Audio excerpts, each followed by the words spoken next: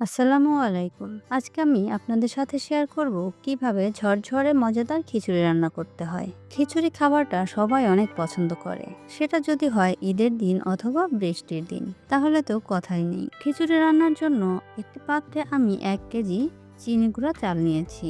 সাথে নিয়েছি 200 গ্রাম ভেজে নেওয়া মুগ ডাল। মুগ ডালটা অবশ্যই ভেজে নিতে হবে, তাহলে ডালের কাঁচা গন্ধটা চলে যাবে। আমি চাল ও ডাল পানি দিয়ে কষলে কষলে 3-4 বার ধুয়ে পানি ঝরিয়ে নেব। এরপর চুলায় পাত্র বসিয়ে এর মধ্যে দিয়ে দেব পরিমাণ মতো সাদা তেল। তেল একটু গরম হয়ে আসলে 4 টুকরা তেজপাতা, 3 টুকরা দারচিনি, 5-6টা সাদা এলাচ, লবঙ্গ ও গোলমরিচ দিয়ে একটু নেড়ে নেব। এরপর দিয়ে দেব 1 কাপ পরিমাণ পেঁয়াজ কুচি। পেঁয়াজ কুচি একটু নেড়ে দেব। পেঁয়াজ একটু নরম হয়ে আসলে দিয়ে দেব পানি ঝরিয়ে রাখা চাল ডাল।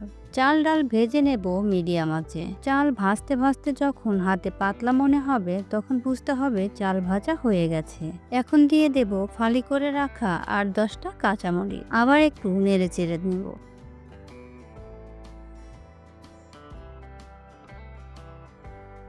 এখন দিয়ে দেব 1 চা চামচ আদা বাটা, 2 চা চামচ রসুন বাটা। আদা বাটা রসুন বাটা সহ আবার একটু নেড়েচেড়ে ভেজে নেব। এরপর দিয়ে দেব 1 চা চামচ হলুদ গুঁড়া, 1.5 চা চামচ ধনিয়া গুঁড়া, 1/2 চা চামচ জিরা গুঁড়া। এই খিচুড়িতে আমি শুকনো মরিচের গুঁড়া ব্যবহার করি না। এখন আবার নেড়েচেড়ে মশলাগুলো মিশিয়ে নিতে হবে। এভাবে অল্প সময় সবকিছু মিশিয়ে চাল ভাজা হয়ে গেলে আমি গরম পানি দিয়ে দেব। পানি অবশ্যই গরম হতে হবে, তা না হলে খিচুড়ি নরম হয়ে যাবে। আমি এখানে 1 কেজি চালের জন্য 2 কেজি পানি নিয়েছি। যতটুকু চাল তার ডাবল পানি নিতে হবে। এর মধ্যে দিয়ে দেব পরিমাণ মতো লবণ। এবার ঢাকনা দিয়ে ঢেকে চুলার আঁচ একটু বাড়িয়ে দেব। 5-6 মিনিট পর ঢাকনা খুলে ভালো করে নেড়ে দেব যেন নিচে লেগে না যায়।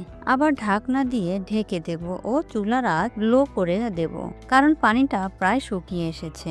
এখন ভাপে চালটা সিদ্ধ হবে। 4-5 মিনিট পরে আবার ঢাকনা খুলে ভালো করে উল্টিয়ে পাল্টিয়ে খিচুড়িগুলো নেড়ে দেব যেন সব সাইডে চালগুলো সিদ্ধ হয়ে যায়। ঢাকনা দিয়ে ঢেকে দেব। একটু পর ঢাকনা খুলে নেড়ে চেড়ে এর মধ্যে দেব প্রায় 3 চামচ ঘি।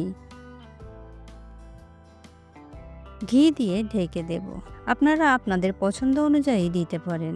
ঘি দিলে টেস্ট একটু ভালো হয় ও ঘ্রাণটাও সুন্দর আসে। 2-3 মিনিট পর ঢাকনা খুলে আবার একটু নেড়েচেড়ে চুলাটা বন্ধ করে দেব এবং ঢেকে রাখবো কিছুক্ষণের জন্য। এবার সার্ভ করব একটি সার্ভিং বাউলে।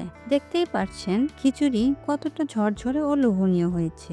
আশা করছি আপনাদের আমার তৈরি পোলার চাল ও মুগ ডালের খিচুড়িটি ভালো লেগেছে। ভালো লাগলে অবশ্যই কমেন্টে জানাবেন।